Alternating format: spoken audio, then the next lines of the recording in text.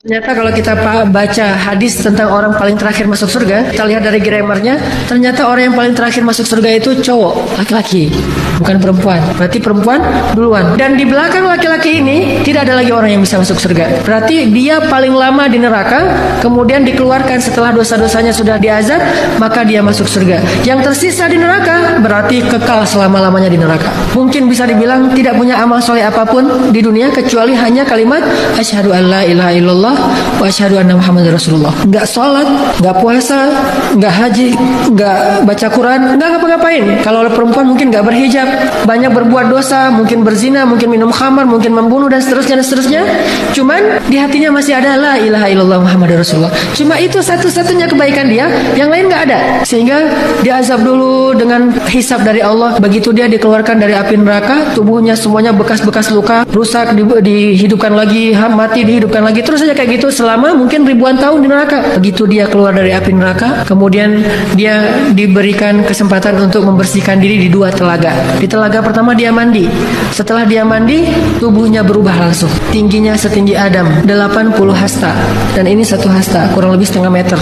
Berarti 80 hasta itu 40 meter. Ini orang terakhir masuk surga ya, nggak tahu gimana yang pertama. Tingginya seperti Adam, wajahnya seperti Yusuf, kekuatannya seperti Musa, dan akhlaknya seperti Rasulullah Sallallahu Alaihi Wasallam. Tidak ada yang lebih baik daripada akhlak Nabi Muhammad Sallallahu Alaihi Wasallam. Begitu selesai mandi, fisiknya udah bersih, nggak ada lagi bekas neraka sama sekali. Lalu dia berwudu di telaga kedua. Ketika dia usapkan rambutnya dengan berwudu, sejak saat itu rambutnya tidak lagi kusut selama-lamanya. Kemudian Allah mengatakan, wahai hambaku, bukan hanya 3 surga ini yang akan aku berikan kepadamu. Kamu akan memiliki kerajaan 10 kali kerajaan di dunia. Baru dia raditu ya Rabb. Ini orang terakhir masuk surga, punya kerajaan 10 kali dunia. Gimana orang yang pertama atau yang pertengahan masuk surga?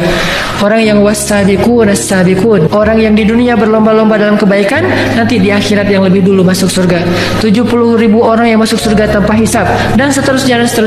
Kalau yang terakhirnya aja kayak gini. Kalau kita baca hadis tentang surga, ada banyak mall. Sehingga disebutkan dalam hadis seorang perempuan yang masuk ke dalam pasar, lalu dia keluar dari pasar, ketika dia keluar dia lebih cantik daripada sebelum dia masuk ke pasar. Dikasih hullah, gaun 70 lapis, dan setiap lapisnya punya warna yang berbeda dengan warna yang lain. Kalau kita tahu bagaimana luar biasanya akhirat, kita akan lihat betapa dunia ini sebetulnya hanya setetes air dari ujung jarum yang dicelupkan dari lautan dibandingkan dengan akhirat yang samudra yang luas. InsyaAllah bisa kita amalkan, yaitu dengan baca ayat-ayat dan hadis tentang akhirat, lalu kita coba belajar meyakininya, mengimaninya.